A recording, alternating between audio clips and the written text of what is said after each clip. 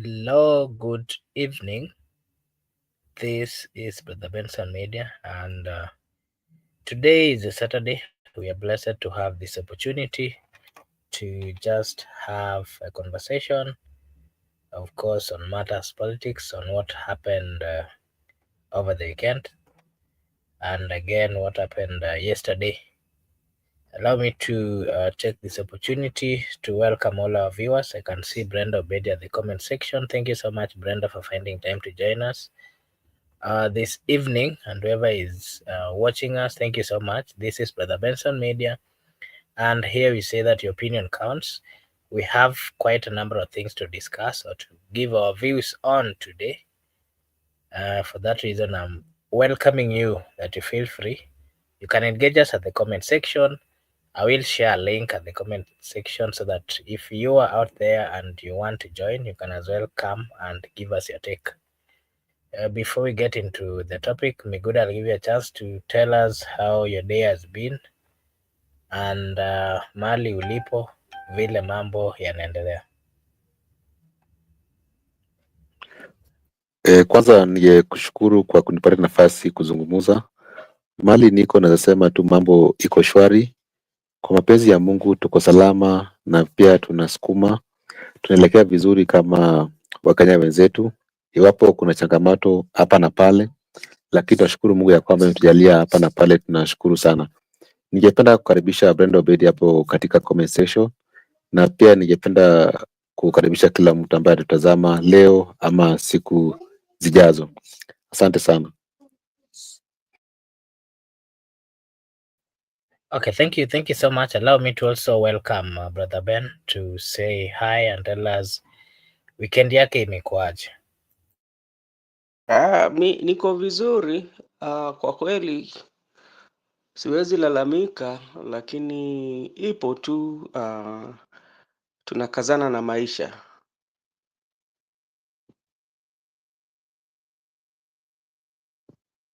Okay, thank you so much. I can see a good friend Laban Misiani is also at the comment section, na yeye anasema upande yake ako salama na ni kama bado anaendelea kusukuma gurudumu la tutam. Okay, yeah, it is his take and is permitted. The Constitution of the Republic of Kenya is such an is in good state because it gives the people of Kenya an opportunity to give their views, to share it, so long as they are not infringing or getting into, trying to interfere with other people's right. Yeah, so that's okay. And for that reason, Ruto today is marking, President Ruto is marking his third wanasema this is ingekuwa ile mambo ingine tungesema 14 supu, lakini kwa vile this is his third term complete, I would want to ask my viewers. Is it third term or the third year since? I mean the third year, sure. Sorry for that. It's third year, and I would like to hear from you. I'll start with. Let me start with Mingoda. Migura, what is your take on the periods, the first, the second, this, and the third year that the president has been in power? What is your overall take? How can you rate the president? And, he has faced a lot.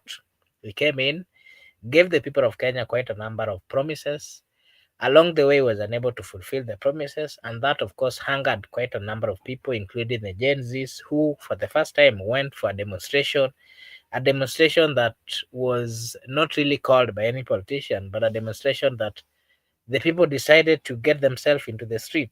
Not just that, the president had to come out and fire and refire and reappoint and appoint quite a number of cabinet secretaries. And, he has been having hiccups in his, in his government here and there. But above all, he has also had the opportunity to do his roles. Remember, Raila also had to come in his assistance, and for that reason, Mr. Migura, what is your take on the overall evaluation? How can you evaluate the 3 years that the president has been in power? First, I want to admit that the president has had a very tough years since he was elected in office because he was just elected barely a year and a month. Then the Gen Z were on the street demanding for good governance, unlike any other presidents we have seen in the country. So that was unprecedented. Out of 10, let me first give him 4. I want to give him 4 out of 10 because first, when he took power, actually, we were not doing we were not doing good economically, and the president also had challenges in his governance because he has reshuffled, he has dissolved, and he has dismissed his cabinet to understand that right now he's having a bit of stable cabinet. And also in his tenure, there have been demonstration from the young people. I can still say that one. And also, we almost lose a country because there was the military had to come in because people were saying that Ruto must go. And if he could have gone, I think we could have a different story. So up now, if he's in office, I can just say he has tried his best because being in office up to now, people never knew that Ruto will be there up to now. And also, you find out right now that there he is tried to bring in the opposition into government. By that time, he brought people like the experts in the government. He brought other PS, and also there have been challenges in the administration because even remember his deputy under the new constitution was impeached by the parliament, and him also had to work with a different deputy. So in a span of 3 years, he has worked with 2 deputies.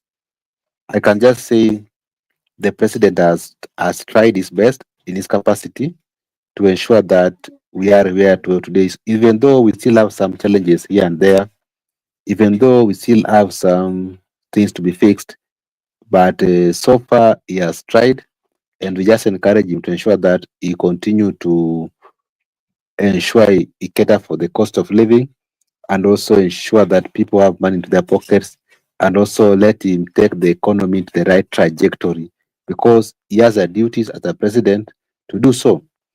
We can't say even if you don't like him, but he is the president.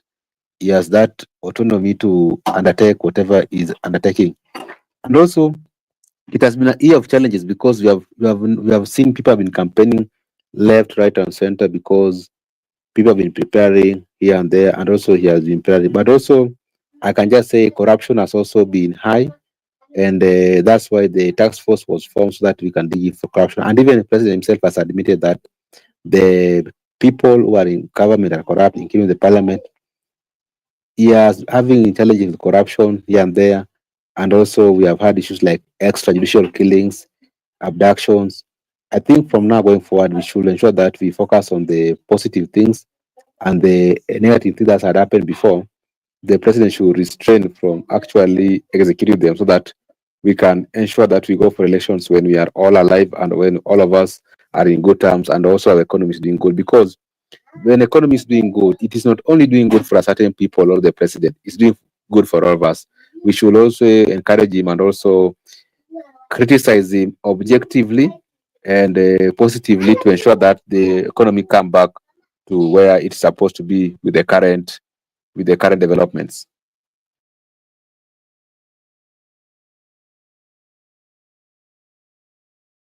Okay, thank you so much for your take and Barak. I mean, good friend Benson dropped. Yeah, of course. I then get to the story here that I can see Laban is saying that jamii ya walimu wamefika ikulu leo. And that of course brings me to this question. We saw the teachers in the State House, and of course, uh, there has been much that people are saying outside here. And the question I'll ask you, of course, we've seen the president call people from different, whether the professionals, whether people from certain regions, and he has always given them something or promised them something. This time round, it was teachers, and the teachers were there, And the president had quite a number of things that he did promise to them, including matters of affordable housing, including matters of their health insurance. And I'll come to you, Migud. Brother Ben, I don't know whether I should give you a chance before I bring in It's Migud. it's okay. I'm okay. I can say a word or two. Okay, yeah, maybe before I bring Miguda to give his take on what was happening on status, you Mhm. can give us your take on the overall performance of the president since he was elected as the president of the Republic of Kenya in 2022 till to date. He's been in power for 3 years. What is your take on his overall performance and all those things that he's faced along the way?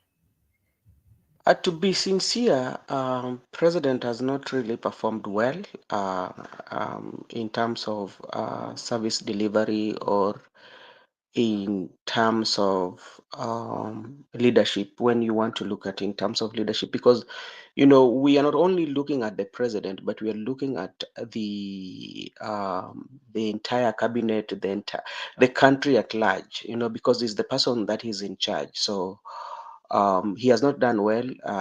His style of leadership has not gone well with so many population, and the people keep on criticizing his kind of leadership, and even the kind of projects that I know he has done quite a number of projects, but still, when you look at the good and the bad, you find that the bad outweighs the president. But politically, also, president has suffered. When you look at the history of the President William Ruto, ever since he started his politics, he's somebody who has never lost an election, or he's somebody who has never conceded any defeat. Yeah, he has always won in his political games. But in his tenure, especially as a president, in 3 years, we saw him conceding defeat, especially during the finance bill, even though rumors has it that the finance bill was brought in silently. It was the one that was still going on, but publicly he conceded defeat and withdrew the finance bill, reshuffled the cabinet, and because that was the pressure from the public. That is one. Another thing also that we would say that president, in terms of standing alone, has he promised in his campaigns? He has not done that, because you are now aware that his government is being was resuscitated by the Right Honorable Prime Minister Raila Odinga, especially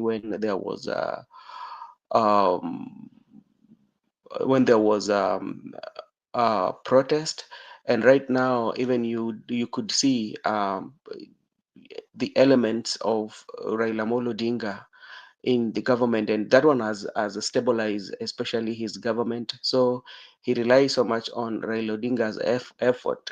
That one like has been pillar of his government. So that also can be pointed out. Another thing is also the promises that president made.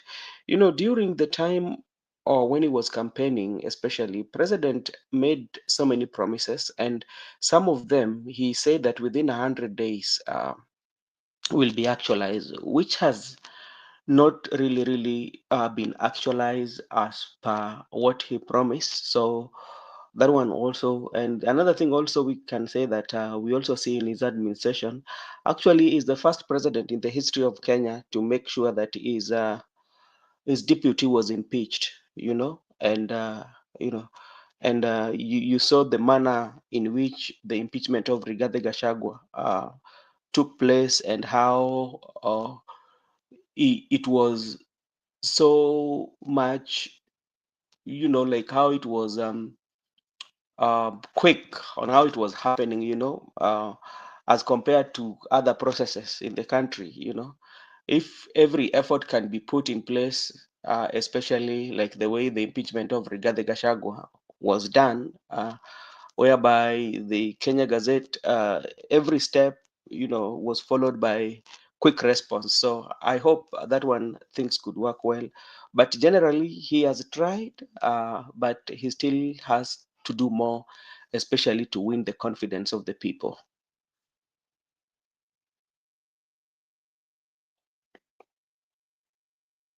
Okay, thank you so much. And I think the next thing that we were talking about is the visit by the teachers to State House, where they were hosted by the president.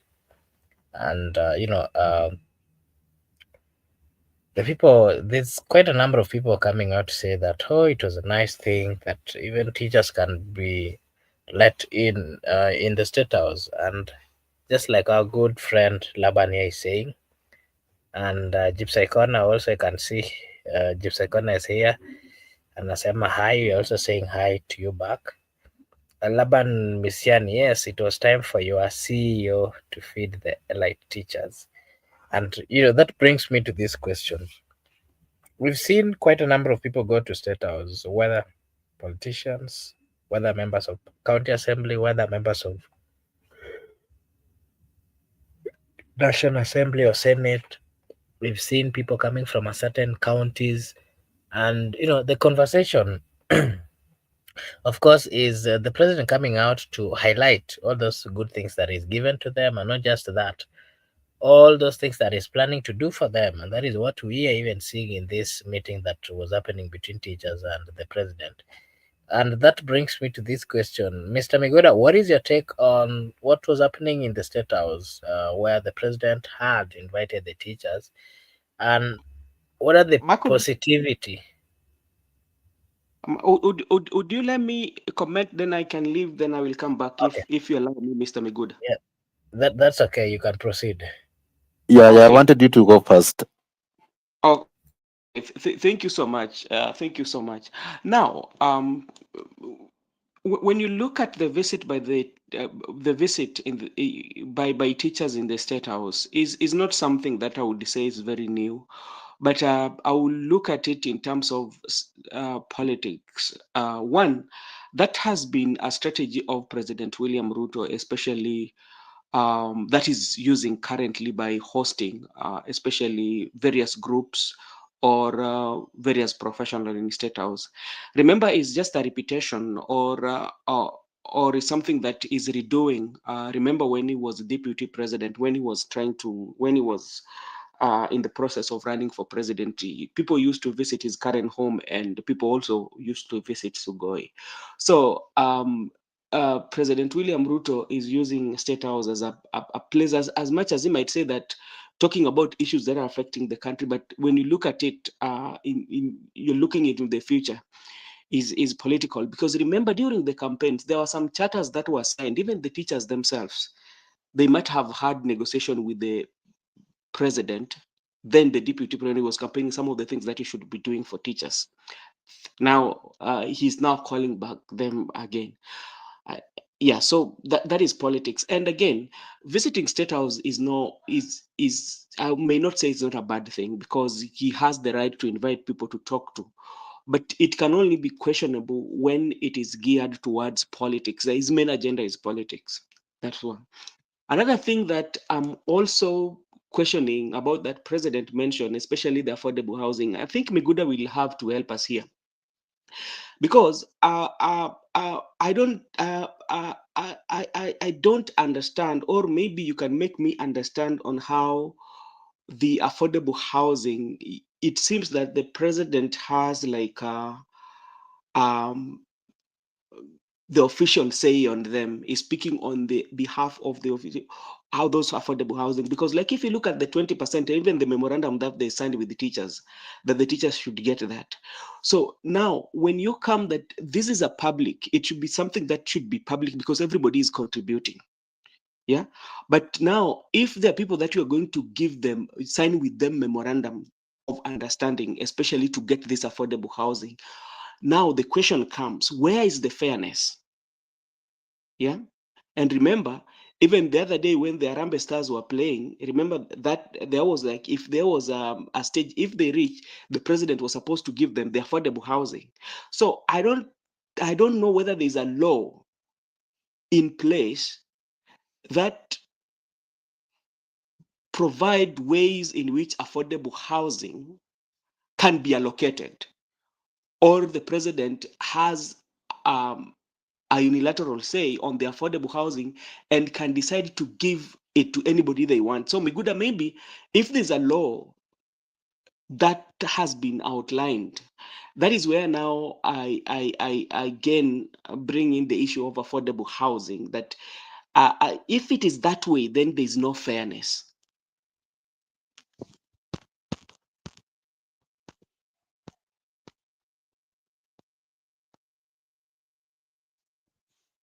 Thank you, Miguda? Makobura. Okay, thank you. Miguda, what is your take? I think we lost Benson when he was concluding, but I just want to say when the president invited teachers to State House, other than it has been a strategy he has been using before politically, whereby he has been targeting a certain group of people and also going to their leaders, like the teachers' leaders, the union, like the NAT, and also churches, going to the leaders, because we understand that the leaders are usually influential into those positions. That's why they were elected with majority. And even the church, the pastor of the clergy, is usually popular, and that's why he usually communicate to them, to their members, because it's something that was used and it actually applied. It is not wrong to use it again because it can assist him, I think, politically understand better. But we going to State House just like the other body. People can just go to State House. But now the pending question people are asking is that if it's a matter of distributing these affordable houses, that the president can just one day pronounce to various groups that you're going to get 20%, you're going to get 13%, and it is a public utility. Now, is it discriminatory that if I'm not a teacher and when the houses are all completed, I can't get access because 20% of the houses are supposed to go to teachers? Because in my area, maybe I might be interested to get one affordable houses, and maybe the remaining ones are 20. Will I be excluded because I'm not a teacher? And also, will I be excluded because I'm not a player of Arambe Stars? But I think under public works, the cabinet secretary under public works, there's how those affordable houses should be applied by Kenyans, and it should be based on equity, whereby each and every person who want to get affordable houses can apply and also can be granted, well, provided you have the required documents.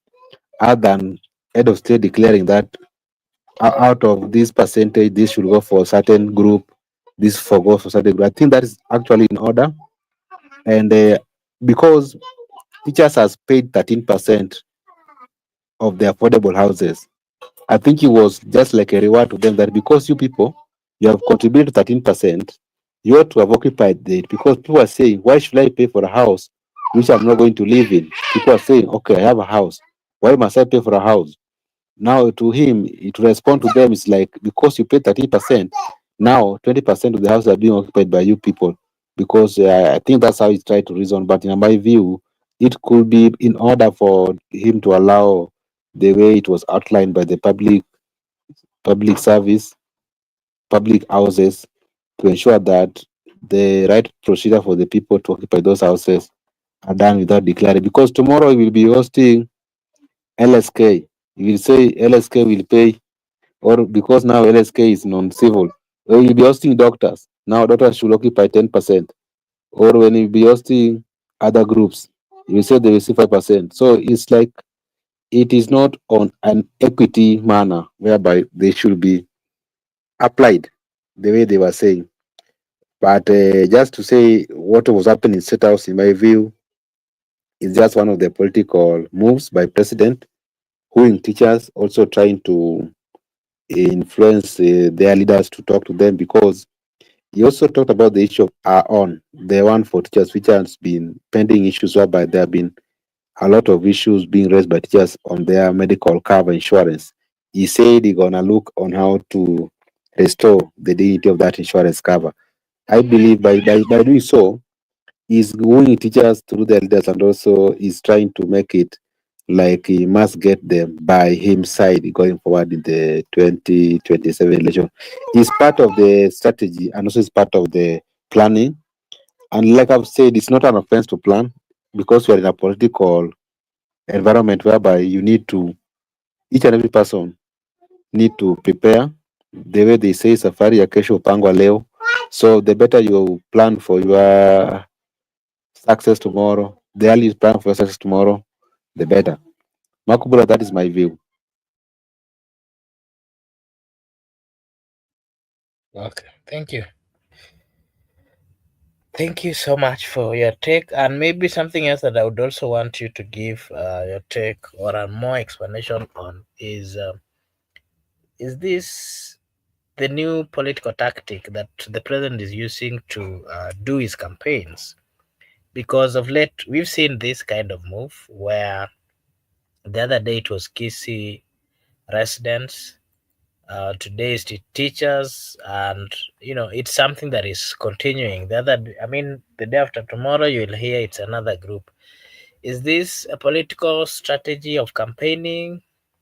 And if so, how is the president, I mean, ahead of those that he's competing with? If already he has a well structured way of doing his campaign, what about his opponents?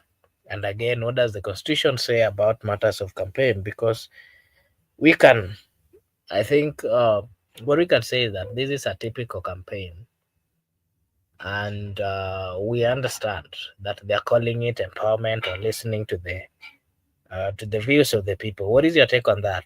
And how what is the truth behind all this, Meguda? I just want to respond to your question by saying first, it is not the new strategy. Actually, it is a strategy which was used in the previous election and it worked on the benefit of William Ruto. So to me, it isn't any new strategy. It's a strategy which he has applied before because remember, he used to go to church and used to meet church leaders and also used to meet regional leaders, whereby he used to discuss to them about 2022 and appeal to them so that they can support his candidature with giving different promises, which some were fulfilled, some were never fulfilled to date. By doing so today, it's just part of the strategy that he need to communicate to people through their leaders. The way he's communicating to ODM fans through Raila Odinga. The same way he want to communicate to teachers through their leaders. The same way he communicate to the people of Gusii region through their elected leaders. And the same way he's communicating to people through their leaders. I think it is a strategy being used today by William Ruto, but whether he's ahead of his competitors or not, it is not near or there. Because number one, William Ruto is enjoying the incumbency. He is the president of the Republic of Kenya currently, and most of the things is using as the head of state. Because he's the head of state right now, we don't have any other one. He enjoys the state resources. He enjoys the state capacity, whereby he can even have people at state house. He can give people money. He can give people promises because he's the head of state. He can even make promises like the budget making process that he can allocate to certain regions. So he enjoys that power of incumbency, and also he enjoys that power of head of state and also the capacity. That one makes him a bit more resourceful to the other competitors and make him a bit organized because most of his things are being organized by the government, even in terms of communication, the National Intelligence Service, National Intelligence Service. So he enjoys majority of things because his capacity is well resourced and well budgeted and well equipped with money that he is able to move across the country. And also remember, he being the head of state, it means that he's presiding over teachers, he's presiding over county governments, he's presiding over different unions. So by him calling teachers to come to state house, it's just like the teachers have been called by the president. That one is very much in order because he is the president. He's not only the president of Kenya, but he's the president of those teachers. And maybe Teacher Service Commission may be in need of some reforms to do with their commission. If they can approach him, they can be sorted out. The same way the people of Gusii community or the Gusii leaders when they approach him as the president in his capacity, he can do ABC into their region.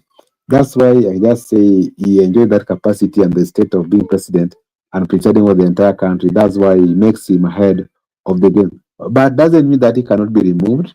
He can be removed if people only plan properly, and have that formidable force which is popular without being selfish, and also share their ambitions to support any other formula, and also being strategized, and also engage the people and be pro people agenda, the popular will of the people. By doing so, they're gonna make him a one term. But if they decide to do some mistakes, maybe like they are not in the good terms, they haven't given people what they want, they haven't given people the right candidates, they have struggled with each other. William Ruto will have a very easy comeback in the 27 election.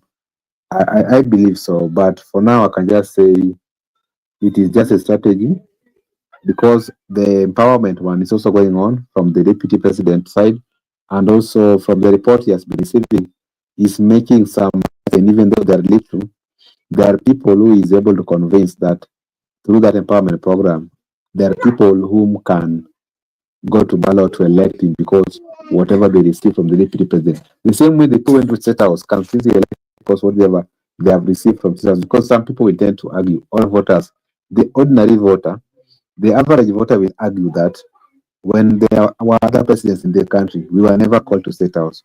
We never ate chicken. We never ate rice. We were never given 2Ks. We were never given 10Ks. We were never given 300Ks. Now he has come, he has given us. We were never empowered. There was nothing like empowerment for me. So, in my view, as average voter, they will intend to vote based on what they are seeing, not what is idea. They will not vote on ideological principles, but rather vote on whatever they are able to see and experience. That's why, after being informed by the National Intelligence Service that the empowerment team is making gains on the ground, he has also been advised further to also establish another power center within the state house, whereby he can be calling groups to go so that he can persuade them on his re-election. The same way the deputy president of the team are also in the jungle trying to look votes for him and trying to hunt votes for him. I can say to them it's a strategy politically, but they should reconsider that, even if they are doing politics, but they should be focused on the transformation of our economy as the people of the Republic of Kenya.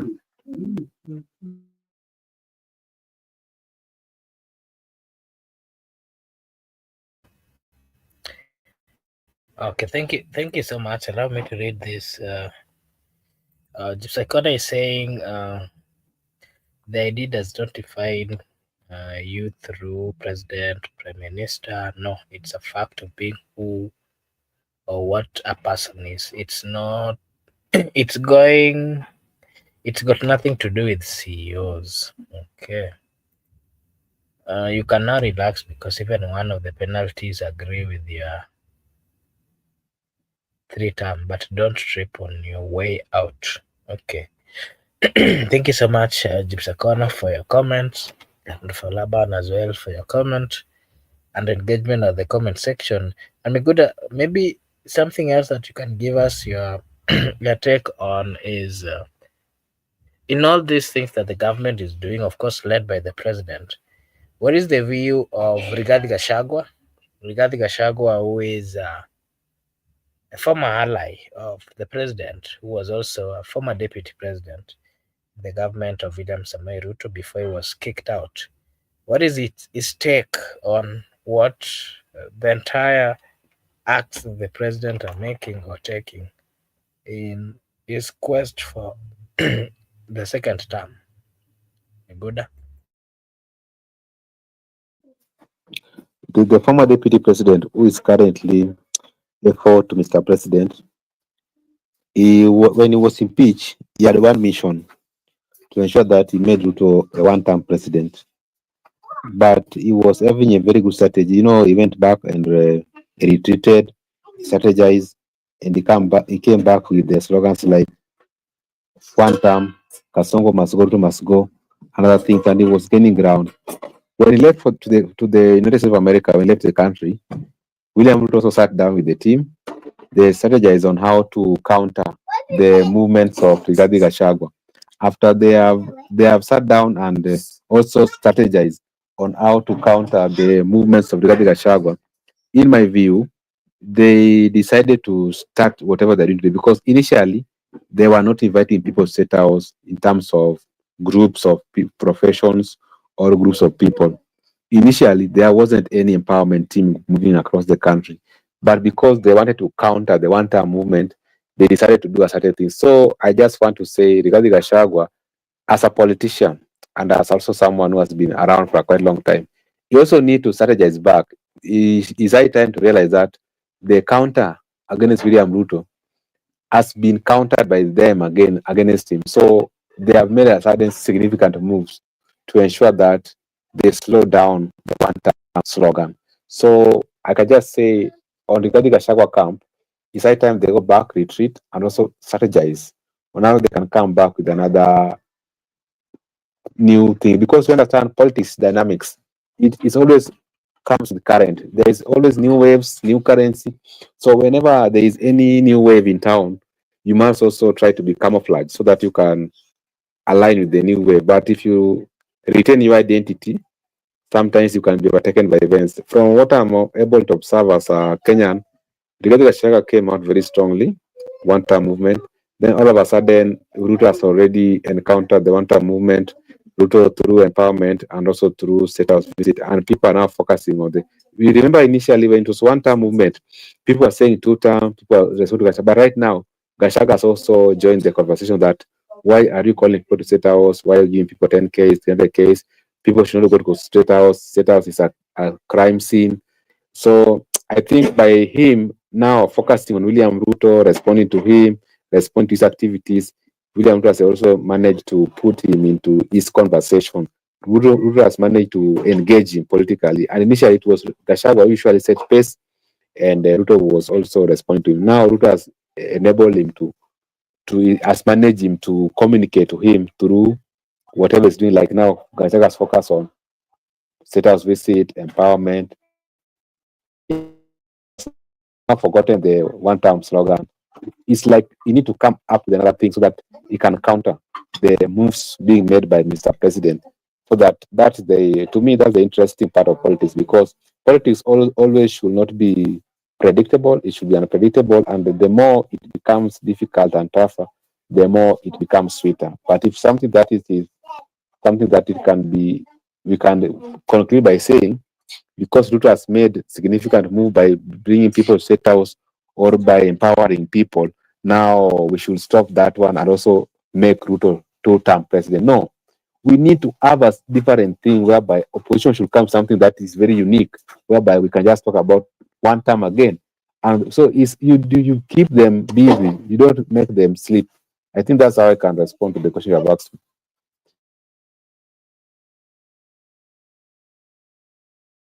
Okay. Thank you so much. And maybe something else that I want us to have a discussion on is the issue of ODM, ODM at 20, since its formation today or this year, they are celebrating their 20th, can call it birthday or remembrance of when it was formed. And ODM has existed. ODM has never really formed a government, but it has acted as a very strong opposition. It has combined or worked with governments in power. And again, it has gone through a lot. It has resisted, it has come, it was part of those parties that stood firm when the Constitution of the Republic of Kenya was being brought forth. And so the question I'm asking you again now is, what is your take on the future, and not just the future? If you remember where ODM has come, what is your take on what they have achieved and what they've not achieved before we get into the celebration that they're supposed to have and the leaders who will be coming, or maybe I think I just ask you the question so that if you come, you'll give a general view. We saw Edwin Sifuna, who is the Secretary General, also coming out to remind the people of Kenya to work with them firm, and not just to work with them, to come and celebrate with them.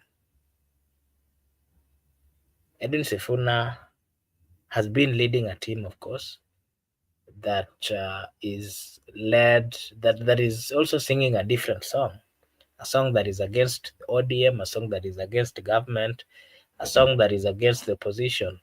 So my question to you is, what is your take on Edwin Sifuna and his team and the invite that they're giving to the people of Kenya?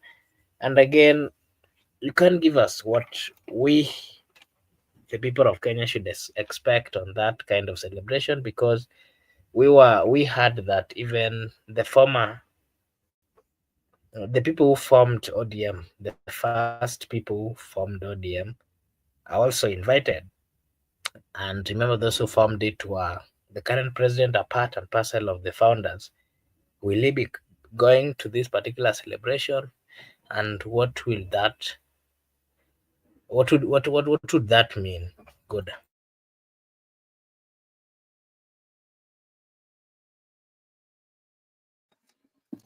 Thank you so much for the question. First, I also want to say that you have said that ODM has been around for a quite long time. I think now 20 years, and they haven't formed government. There's a reason why they haven't formed. There's a reason why they are up to date, because they haven't formed government. Because if they could have formed the government today, we could not have ODM in existence in larger capacity the way it is now existing.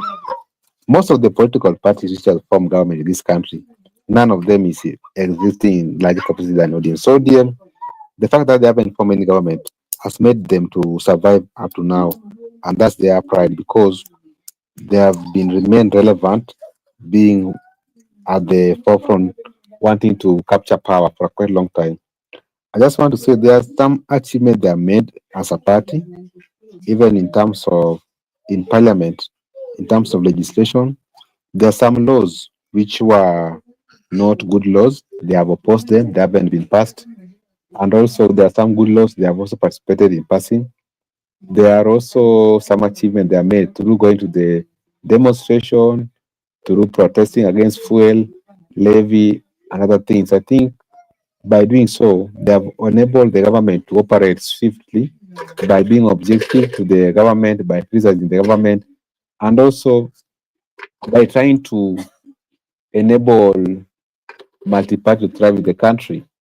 I can say there are some achievements we can say they have achieved, but they know better than me.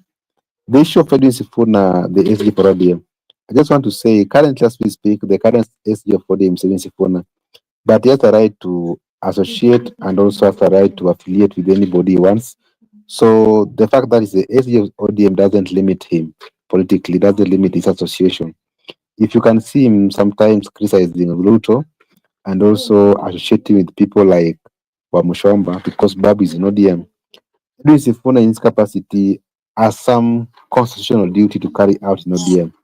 Like whatever he was saying today, that is the role of the SG to communicate to the fans of the party. And by doing so, he must also be present in the celebration because he is the SD. Until that time, he will resign by himself or he will be kicked out the way they kicked out Ababu Namwamba.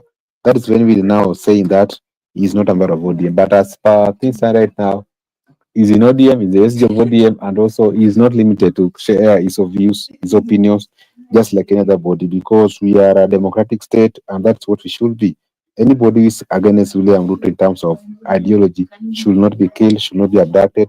He should be allowed to thrive as a citizen of this country because that's what we fought for, that's what the constitution, that's how we should be. I support Sifunas fully the way he's doing his politics because that is how it should be. No one should limit you or choose for you your friends or your associate. You're at liberty to choose who you are friending, who you work with, without any blockage by anybody. And then the celebration at 20, I just want to say one thing. They say the founder members of ODM will come, and one of the founder of the ODM is William Ruto, the current president. I think in life, generally in life, if you are living in life, there are steps in life. Like you can be with a certain group of people somewhere one time in life. As times goes, you disappear, you don't get into each other, you don't communicate. Then also life usually provide that opportunity for you reunion in future. If you are lucky that you are not dead along the way, because as we speak today, people like Joseph Nyaga are dead, and those are the founder members.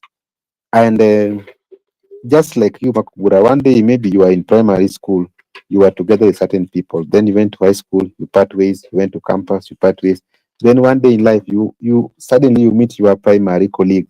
That's what we call reunion. You can decide to have lunch, you can decide to have drinks if you are doing so, and also you can decide to have pictures for remembrance, and also you can post as you if you are at capacity of posting.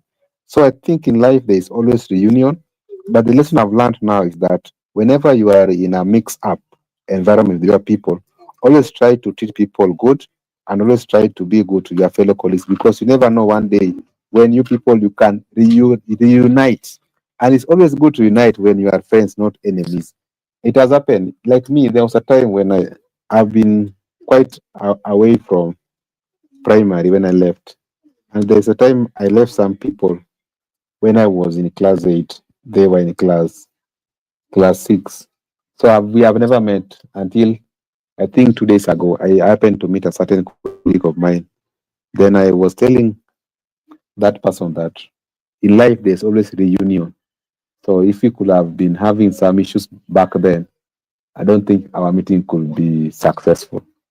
So I think ODM at 20 is going to be part of the reunion, and also is going to be part of the lesson that in life generally, so long as you're alive, there's always a union. So it's always good to be good to people and also be good, do good to people, because life usually provides that opportunity for reunion. So when you reunite, you can still be in good terms, even though you have not been speaking for a quite long time.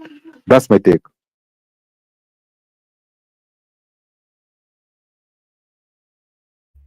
Okay, what are the highlights that you can give us on the successes of ODM and the failures of ODM since its conception? And again, on the positive side, what is it that they've assisted the country to achieve?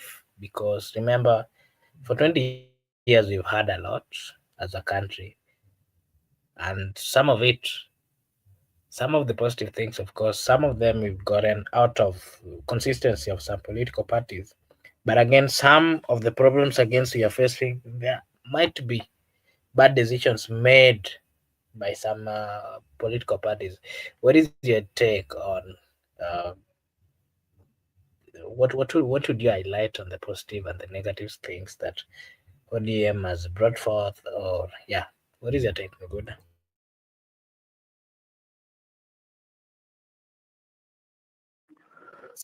I'll just begin with the negative things or challenges they face a party. I just want to point highlight two. I'll look if I'll get the achievements or the positive side of it. When I want to talk about challenges, as ODM, first I want to say that they have faced challenges because it was formed to capture power, but they haven't captured any power since it was formed. They've tried in 2007, and also we went to post-election violence. We ended up with the prime minister position and coalition government. So they never captured power, and also they suspect that election was stolen. So I can say they have failed to capture power since it was formed, and their elections has been interfered with. And the one recently was for the 2017, which was interfered with, and the CJ Emeritus David Maraga pronounced himself clearly that election was null, void, invalid. It was confirmed by the Supreme Court. So I think there were challenges by the high BC by then. So that's one of the challenges they have faced as a party. They haven't captured power. The election has been stolen, and also they have refused to grab power. They have been waiting to be given, but as we know that power must be grabbed. Like our good friends could say, power is like a woman. If you don't grab a woman, then you won't get a woman. So I think they have failed to grab power. And also another challenge is to me, I can say nomination, party nomination. party nomination has been not good, and many people have been kuosha mosho moja. Many people have cried about party certificates, nomination primaries, that they haven't been fair. There are people who have been serving for a quite long time since it was formed. There are people who came to parliament in 2007 until now. They are still members of parliament, MPs, because of the how they carry out their certificates. So people, many people have also left ODM because of nomination certificates. I remember even Ruto left ODM because of nomination. And also, lastly, there's a there's a rule in ODM, and this rule is also a challenge to other people who cannot cope with it. Baba is always right. Baba is never wrong. And the third one, which is very important, if you fail to get rule 2, refer to rule number 1. So I think that one is also a problem there, because no one is allowed to express himself without the consent of the party leader. That one has been a challenge, unlike other parties. And also embrace young people. Young people have been denied opportunity to be embraced in the party, and that's what I can say as the negative and challenges. But what I want to say about the achievements, as a party, they have achieved a lot for the country, because, like I've told you, they have played that role of opposition for a quite long time in the parliament. They have been seen as the first opposition for a quite long time. They have also introduced some laws. They have also participated in making some laws that has made it to be.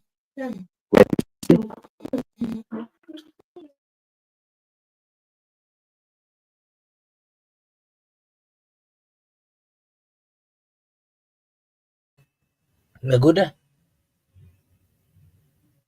you dropped or what?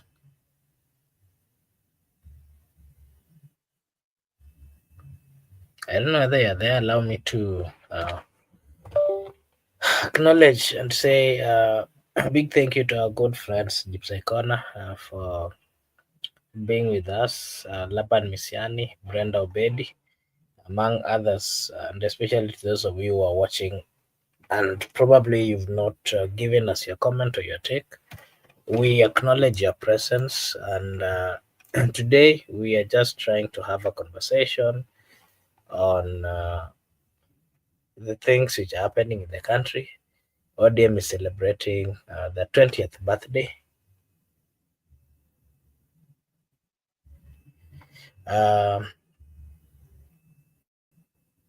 yeah, so ODM is at 20 and they're celebrating what I can call as a birthday. And of course, ODM has been in existence for quite a number of years. This is the 20th year since it was formed. It has brought positive things. They have fought for positive things, but again, anything that has positive things normally has to have negative part of it. And these are some of the things that we are just giving our take. And of course, today the president had met teachers at the State House where he promised them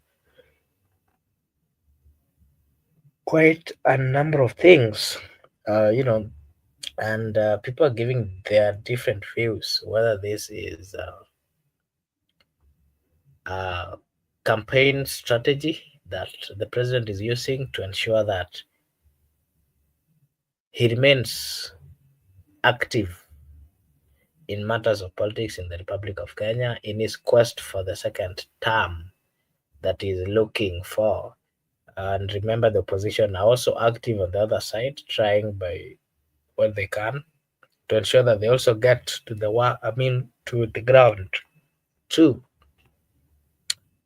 remind the people of Kenya that they are also there and they have them at heart. So the Kenyan politics is one that it has a lot. When you are on the government side, you will always be speaking about positive things about the government, but once you are out, because of reasons that are well known to you, they will also speak against the government. And again, those who are on the opposition side will speak as if they're given opportunity to be in the government side, they will do some miracles. So those are the kind of things that we are used to in the Kenyan politics. Miguda, are you back? Can you hear me? I'm You were back, but supposed let to. me respond to. I'm back, but I want to talk on what you have highlighted on the screen. I have a problem with my eyes, so I want to agree with what Gypsy Sekona have said, and that's what I started by saying. Gashagwa has been countered by Ruto properly. He has been countered by Ruto properly, and I just want to qualify the point of Gypsy Sekona by saying Edwin Sifuna will also be countered properly in the future, but for now he has that capacity. This is what Gachagua had initially, whereby you could say one term, Ruto must go, Kasongo Mwizi, Kasongo Muaji. But right now he has been countered properly by the empowerment team. He has also been countered properly by the State House visits. Now he has been put to a cage whereby he can engage the president, not making his own move. The same way Sifuna will be put to a situation whereby he will now have to engage the other side. I think that's what I wanted to say on that point, Marco Bura.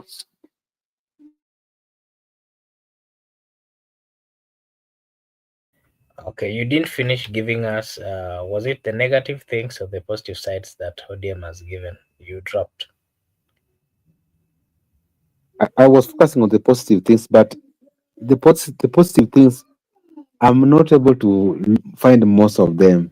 That's what I can just say. But there are some positive things. I think just in terms of oversight, they have done good work in oversighting the government. They have done very good. In terms of legislation, they have done a good work. And also in terms of representation, they have done an exemplary work. And if they were not there, in terms of watchdog, they have been a watchdog to the public. They have done a very good work to ensure that the system moves without interference. But other things also, I don't know much, but oversight and legislation, they have done very good when they were in opposition.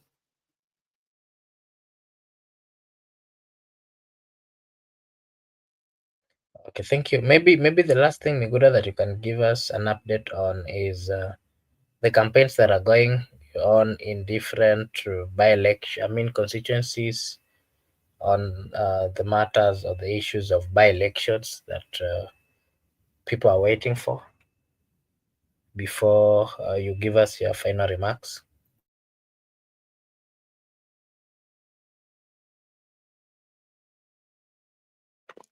I can just say by elections are going to be hotly contested.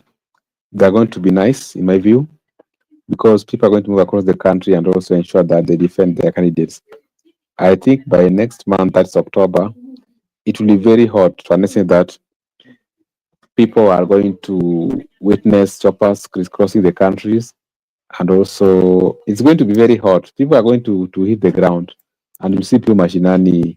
And I just made a prediction. I think two predictions. That number one, Malava will be taken by the DAP Kenya. I also made in Kasipul Kabondo, and that of Kasipul Kabondo, Mato Makandes gave me an offer that if they elected ODM tickets, will buy me a lunch in the capital later. So I'm just waiting for that lunch after by election because I know that the Kasibu Kabondo, even we understand the factors, but they are going to elect ODM.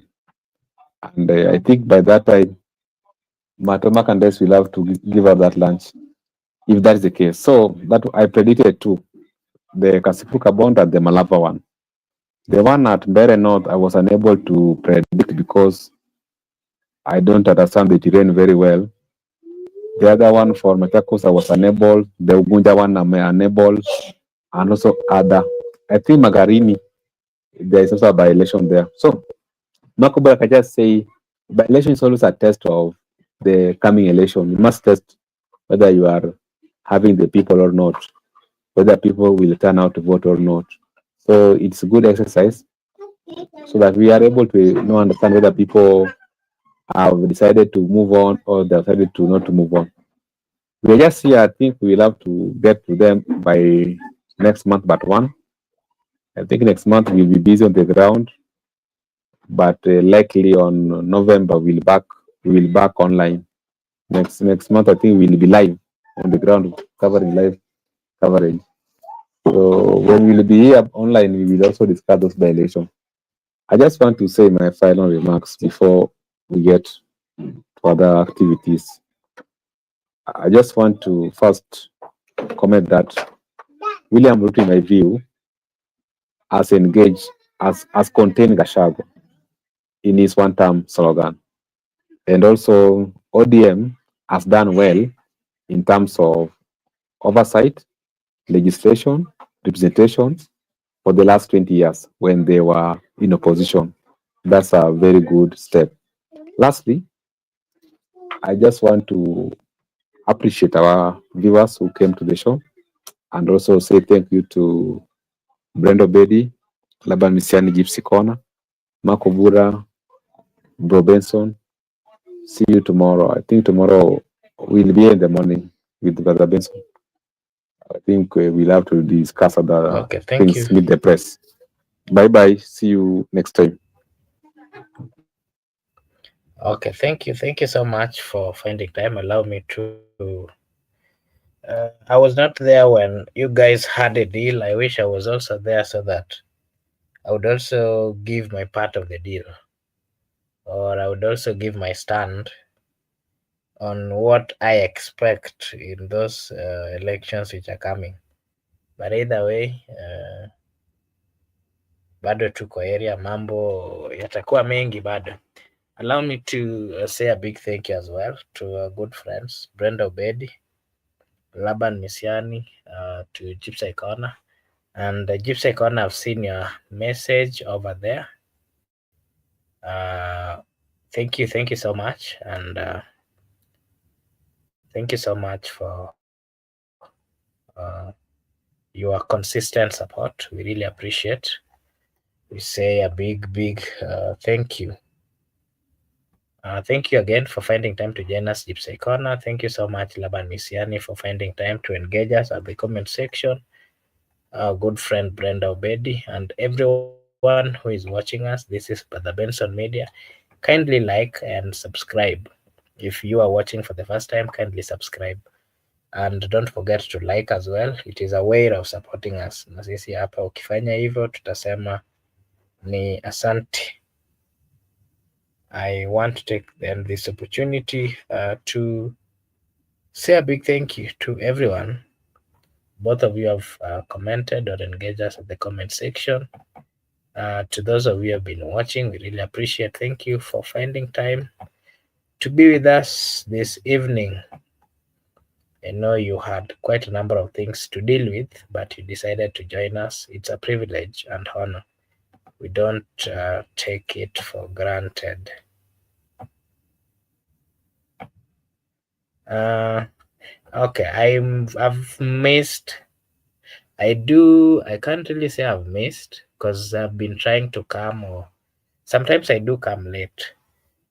The challenge I've had of late is the nature of hustle that I got is one that is very demanding, and sometimes I have to travel to other counties, and sometimes I get back home late. So that's the reason why sometimes I do come late, but it is not my wish.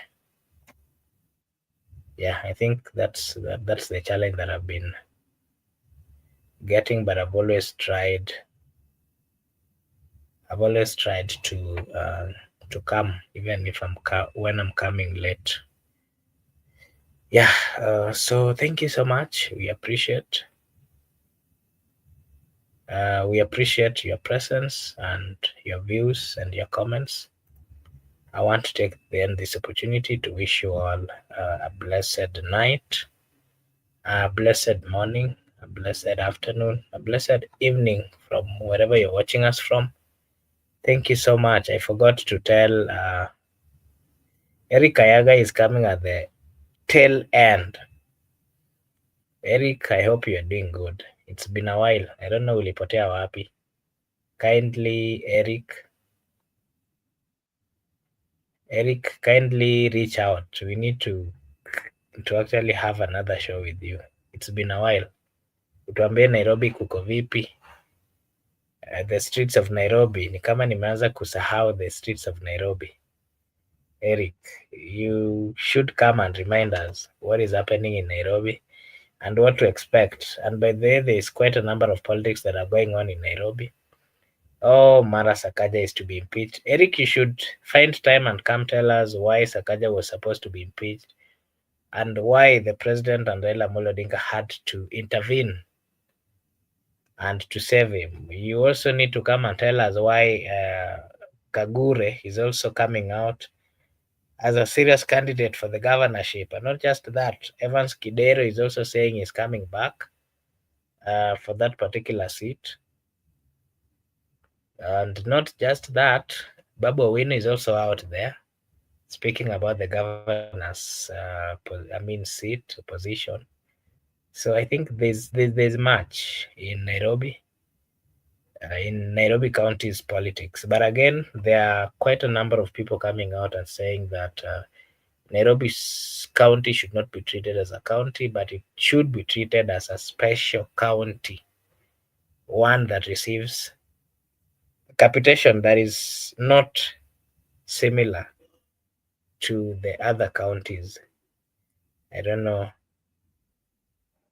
Maybe Miguda, I don't know if you've gone, if you're still there.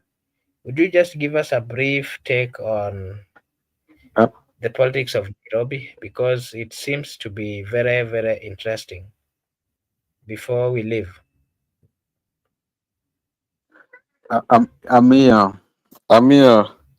and Ayaga could have just come to. Ayaga understand the Vichochoro and the voters in Nairobi very well.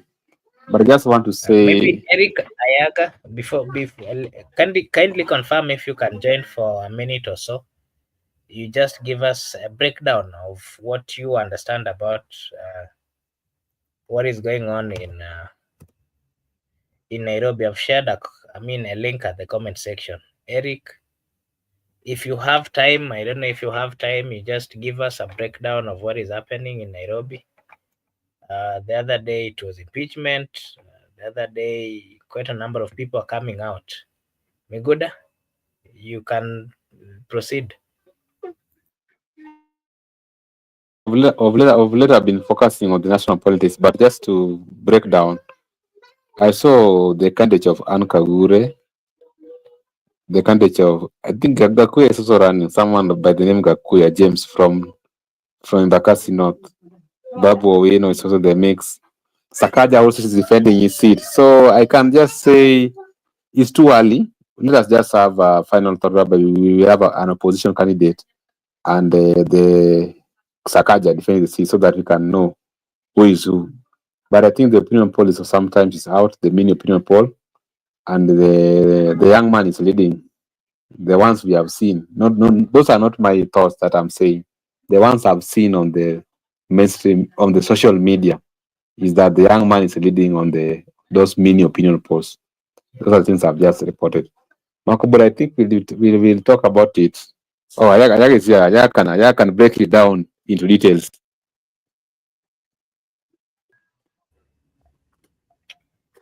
Okay, Eric, long time. How are you? Unanipata vizuri ama kuna shida net? Not very clear, but you can proceed maybe. Hebu zungumza tusikie vizuri. Give me like 2 minutes niingie kidogo niongee like 5 minutes alafu nitoke.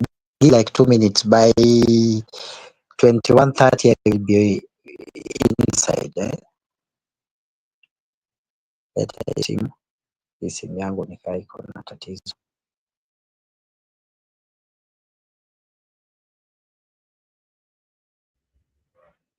Yes, Eric.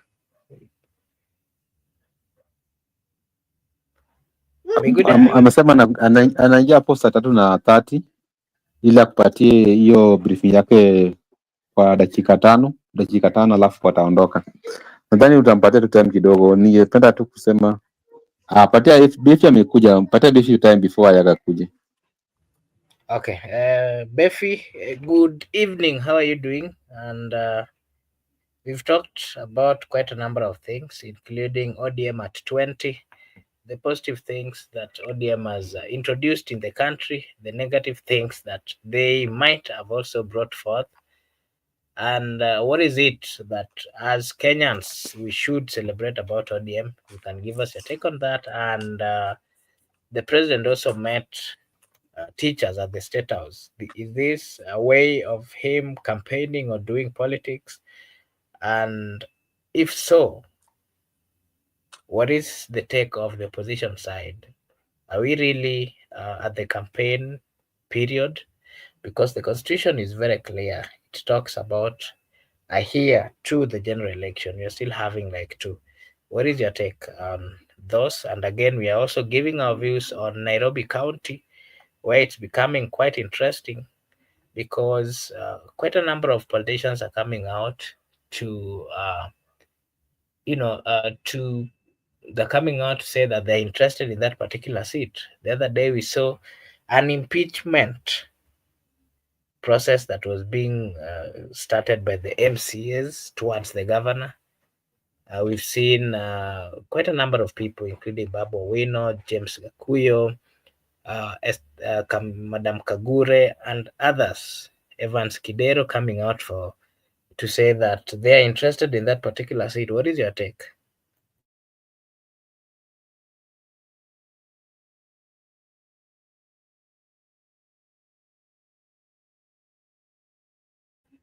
Befi?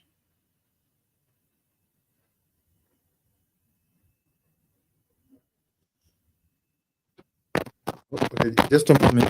Kindly, I will put on my phone. Kindly repeat the question, please. Sorry, I didn't get you.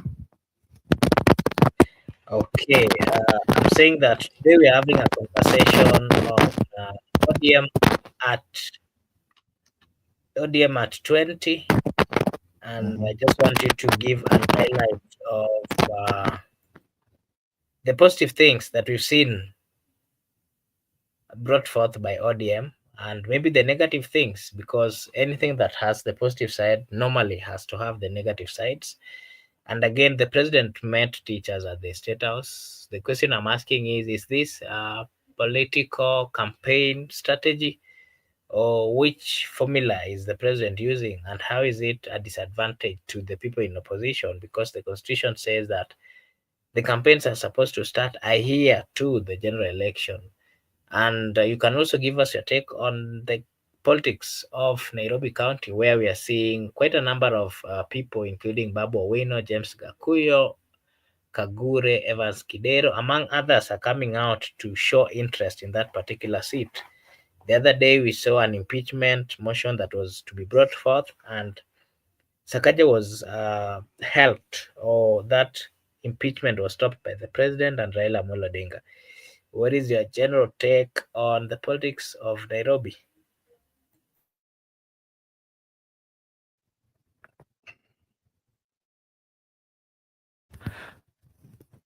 Okay, let me start with the ODM part here. ODM at 20 is a good thing, my views. At least we've seen the steps it took when it was from conception. So the only thing is that at some point, the only disadvantage with ODM was that at some point we had some monopoly, some areas we used to find that we used to give the direct nomination to some candidates who were not politically strong in some certain regions, and they were not good leaders. So people revolted against that. Giving direct nomination, okay, it was a direct ticket for some seats, which was that was the only disadvantage for ODM. The positive side is that is one of the best parties around, is one of the strong party. But now the worry is that without Raila Odinga championing this party, we are not so sure of it again. It's still a strong party currently compared to the rest. We still have quite a good number of member of parliament with this August House. So That's the only advantage with it. Like we are still we are a party to reckon with. So for that, it's a good thing. Number two, when we talk about let's say general politics campaigns about the president meeting teachers at state house is a tactical thing because it's a way of campaigning indirectly before the campaign period. So he invited the teachers to listen to their views and to know what is their challenges, try to sway in to weigh these people so that they can vote for him come 2027.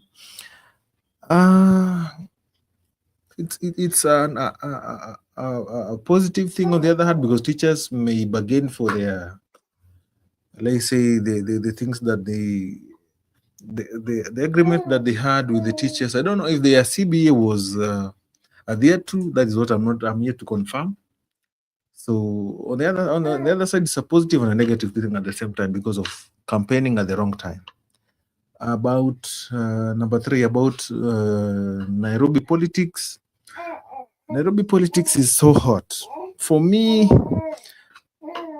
the candidates who are coming up, they're good candidates, especially a guy like Babu Owino.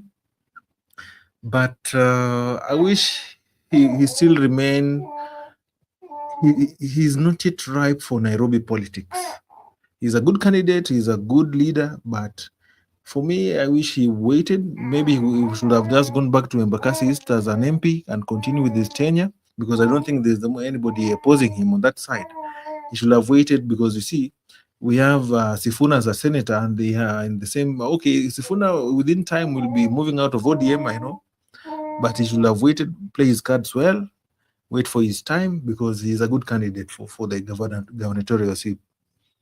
So with the different candidates that we have ahead of us, Nairobi is a hot seat and we have so many cartels in it, so you can't really tell.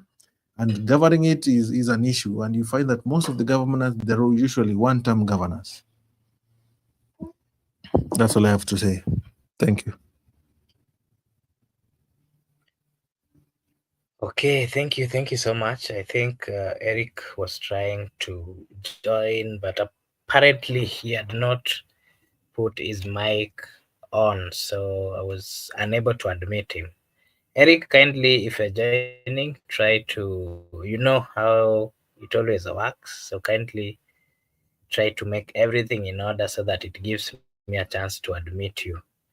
Miguda, as we wait for Eric, what is your take?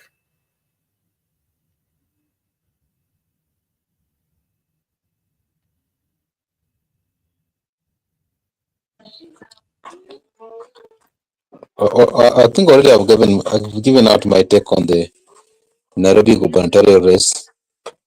Unless there's any other pending question.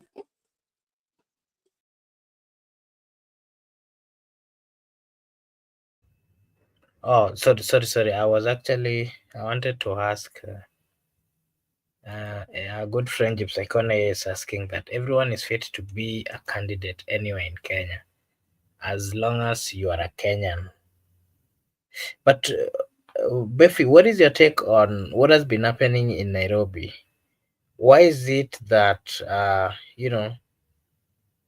we've never had a governor that completes his term without a lot of what I call political suffering? We've not seen any. If you remember Kidero, he did not have it easy. He was unable to get his second term. If we come to Sonko, he did not get it easy. He was unable to finish his term, and the impeachment has had to come in. You remember Kananu, she was unable to come back after the appointment. It's now Sakaja. What is happening in Nairobi, Befi?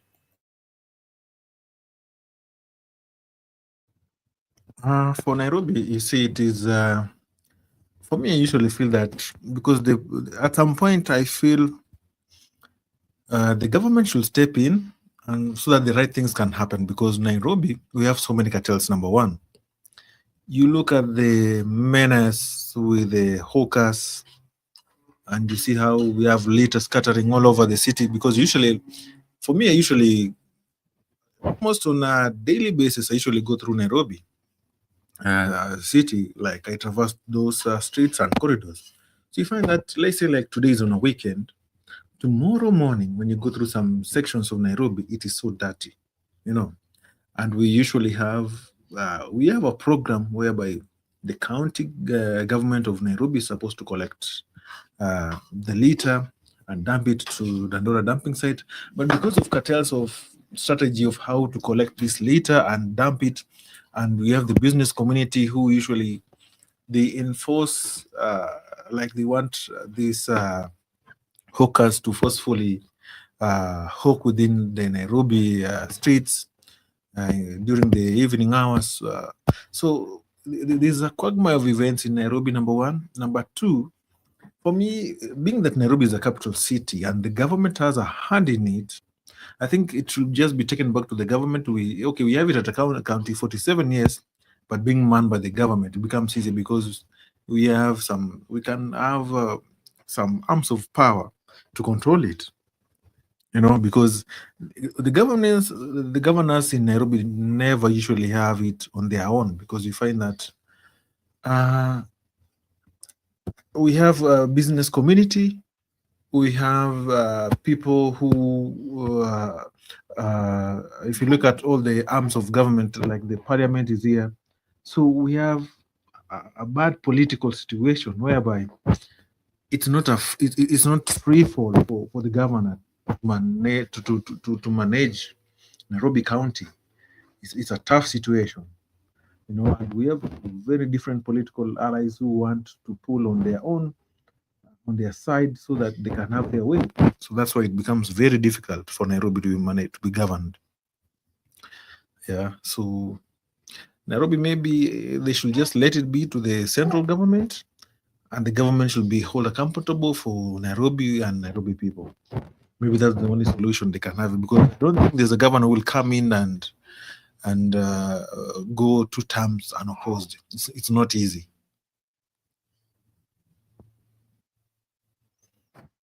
That's all. Thank you. Okay, thank you.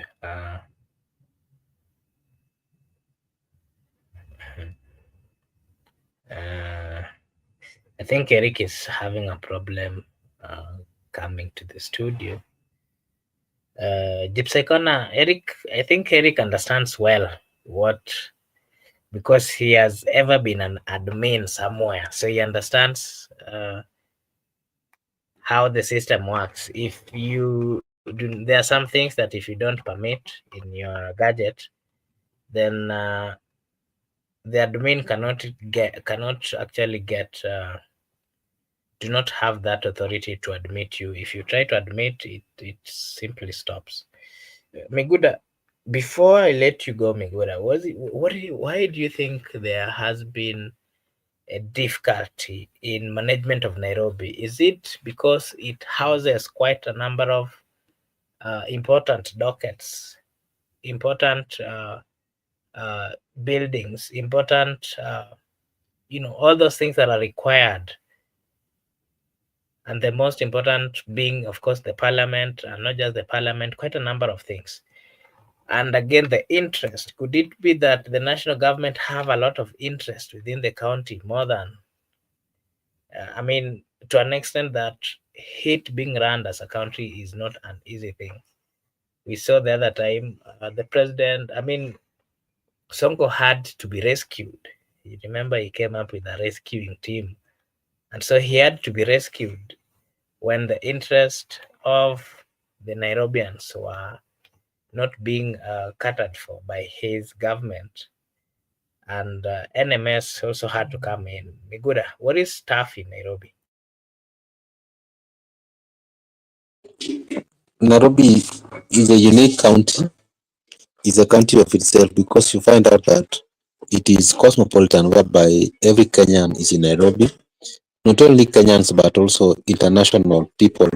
You'll find even people from Asia, people from Europe, people from America, they are in Nairobi. So it comes with a lot of challenges as a government of Nairobi, and also the fact that the nature of the people. They are not specific people. They are different and involved in the various issues, like even housing, the poor are in slums, the poor are not in slums. But you will find that there's some countries that are not in slums. So you find out that Nairobi kazi ni ngumu. But there is also collection of revenue. Nairobi is the only county that collects more revenue compared to all these ones. So if you can collect that much revenue, and the cartels, the issue of cartels, the issue of external interference, whereby you find the national government interfering with the county, and also you find that there are some politicians who are not in the composition of government interfering with the county, like what happened when Raila came to salvage Sakaja. That is an external interference by a political party to the county. When also you find out sometimes maybe the national government want to collect some revenue, the issue of whereby they were destroying houses. It is an interference of the county operations by the national government and external factors. And also within the county itself, there are cartels, those people who want to manage the town. So in my view, it is not easy to work in Nairobi, because if you work for the people, that you are working defending the people, the cartels will remove you by either means. But if you work with the cartels, that you are protecting the interests of the cartels, the people will remove you. When Kidero was the governor, Kidero was working for the cartels, defending the interests of the cartels. When election came, the people removed him. Sonko came, started working for the people. But before election, cartels remove him. Right now, Sakai is working for the cartels. That's why he has been protected. But 27, I can promise you, the people will remove him. The next governor will come, work for the people. The cartels will remove him. So that has been the way in Nairobi. So in Nairobi, you either work with the people and cartels at the same time, or not. I think that's how Nairobi is complicated in the political sphere of the country, because of either way, you must align with one people. If you want to be a one-term governor, works with the cartels, they will protect even your impeachment. But if you don't want to finish, the reason can never finish, work for the people, then the cartels will remove you. But working 2 terms, in my view, for now, we are not yet there in Nairobi politics. And also, candidates who have expressed their interest in Nairobi County, I can say they are good people. If you look at their track record and also the history, they are trying, but all of them are usually come as good people. People thought Sakaja was the person who's coming to serve in Nairobi, but Sakaja has now become the garbage. Anything it touches in a garbage. So I think, to my view, I can say Nairobi bado tuko na shida kidogo, but even we have tried with the NMS. You remember the time when we had General Badi, but I never saw, because if the general was there, but remember now there are some functions which were taken from the county and handed over to the national government. There are some functions which are now being carried out by direct from the state house. So which is which? Whether the corrupt person could be in the state house or the corrupt person could be in the county. And the issue of collection of revenue, it should be put in a manner whereby there is accountability and transparency. For now, I just want to wait until that time. I will see where there is a single opposition candidate against the current governor of Nairobi. That's when I can give my opinion. But the current governor, in my view, one term.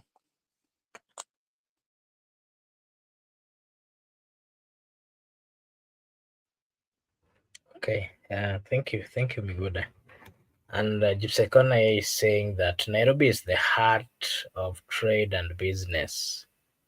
And Jipsekona goes ahead and says that, is Mombasa still the gateway to Kenya, or it's been moved to Nairobi? Okay, maybe Befi will give us take on that as he gives us his final remarks for today.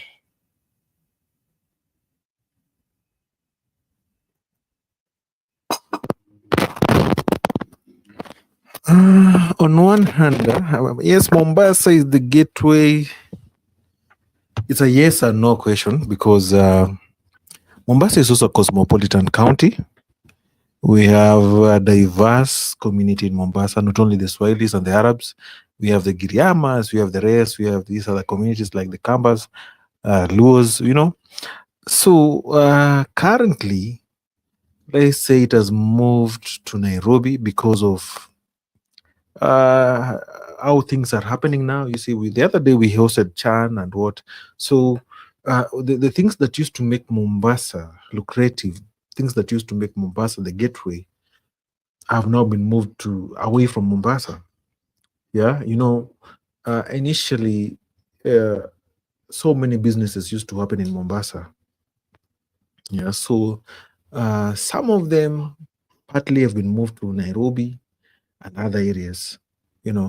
Mombasa was the point whereby if you look at now, even the port, yeah, the port, Mombasa port was this a time it was so busy, but now they've divided the workload with Lamu. So some of the things which used to happen in Mombasa are happening in Lamu now.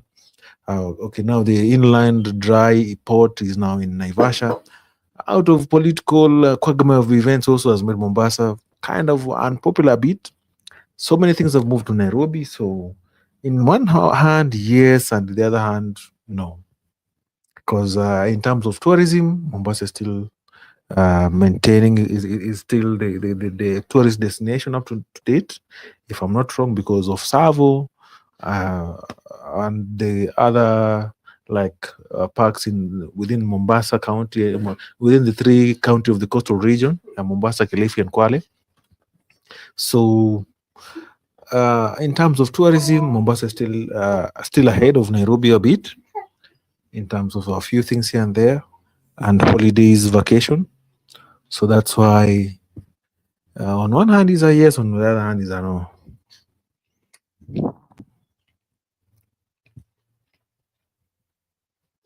Thank you. That's all. Okay, Eric is trying to join, but I'm being told that you need to connect your mic stroke cam before you can I can be able to add you to the stream. So that is challenge. I think let me try wait for him and see if he'll come. And of course, I'll get back to you again. To you again, Befi. And maybe you can give us your take on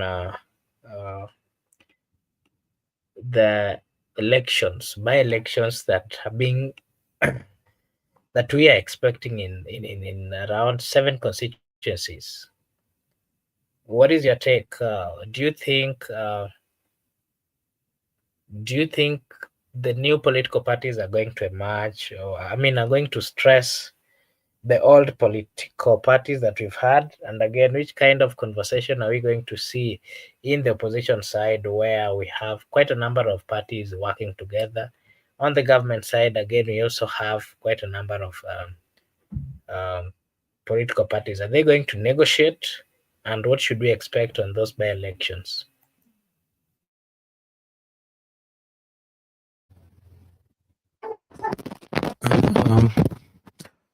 For the upcoming by-elections, we have in some regions, I'm so sure some new political parties from the opposition camp will emerge winners, victorious. And then there are some regions whereby I know that the government side will emerge victorious. What is happening? You see, by-election is not so tedious as the general election. So, and campaigning will be like kind of one-sided because it's within a small region of having an election. So it becomes depending with the candidates who are vying. In some regions will be it's a swing of events, like there are specific candidates who are going to win in some certain regions because of the tribalism that we have and some other factors to be considered. So in general, let's say because of the position, how they are trying to, this is one is like a test for them, and they want to see how strong they are. That's why they try to keep their differences aside as for now, because if these by-elections were like next year, I'm so sure some parties in opposition may have split it, because we know that they are trying to form their camps whereby they will vie for the general elections. So that's why some parties, for now, they are still keeping together for that reason until then, because they just want to test the waters and see how strong they are, and they want to analyze their weaknesses. That's why even the government is also watching because they want to try and know how popular they are and how strong they are in these regions. So that's why some areas we will count on opposition, some areas we may count on the government. But it's not going to be a walk in the park. It's not going to be so easy as it seems in some areas. Okay, those are my points.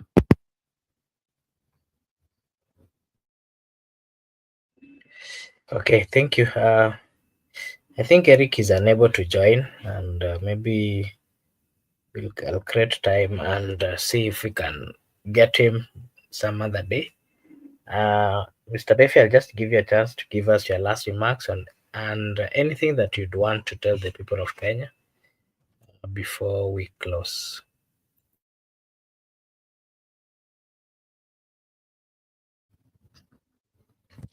For me, in terms of, you see, during these times, politically, things are a tricky affair. And let's say, like our country now, we're in a stage whereby we need to first calm down, look at events, how they are transpiring, then make good calculations on how 2027 should be. Because there's some things happening right, some things are happening wrong. So we should not jump into conclusion directly. We should do our research well, properly. We still have some time. It's so far and yet so close. So keeping a watchful eye on our Kenyan politics is very key. This is the time whereby we need to give a chance to the upcoming politicians, especially the Gen Zs and the millennial combined, whereby we should have credible leaders. Whereby what has come up is that we want accountability in every sector. We want whereby things are moving, things are working. We are able to account for the tax which is being paid, and we move forward. We soldier on. Yeah, we need development and growth in our country. We've come a long way. If we truly serve democracy, let's have things should change for good. We should come up together, and we need to bury our tribal lines. It's not easy. Some people are still burdened, and some people have some scars as long as, let's say, 2007 or even beyond. Some scars are yesteryear's scars, like last year. So, and our political lines need to fade away as soon as possible. We need to rebuild our country. We need to keep things running. We need to have. We need to utilize the few resources which are left within our borders. We need to utilize them so well. Yeah. So let us not be involved in politics which are not going to make us grow. Let us progress. Like, if we have good politics in our country, progression is paramount. We are guaranteed. Yeah. So I've overheard when places that I visit, you hear by people, I never voted for the previous elections, but this time round I have to vote. That's a good thing. That's a good code, because everyone is like now getting concerned about politics. There were some people who were like, they kind of assume things. Yeah. And let's hope that this time round things will be a little bit transparent, and we need to soldier on. Our democracy is greater than the political parties that we have and the leaders that we have. We need to to look at humanity in wide prospect. So the only thing we just need to keep the Kenya moving on. We need to be strong for ourselves. That's all I have, and I'm grateful. I'm thankful for this opportunity. I just came around and I see that the session was going on, so I said, let me quickly jump in and join for today. Yeah. Okay, thank you so much, Mr. Biffy, for finding time to be with us this evening. We really appreciate. Allow me to also say a big thank you to Rehema Dangeis, Eric Osewe, Leo Nyabaya, Brenda Obedi, Rehema Asnath, Gypsy Corner, Douglas, of course, Kibogong, Eric Ayaga. I also saw Laban Misiani and everyone who joined. We really appreciate. Thank you so much for finding time to be with us this evening. We don't take it for granted. It's an honor that you've given to us. I now just want to wish you all a blessed night, a blessed morning, a blessed afternoon, a blessed evening from wherever you're watching us from. Thank you so much, and may God bless you. See you again tomorrow. Bye bye for today.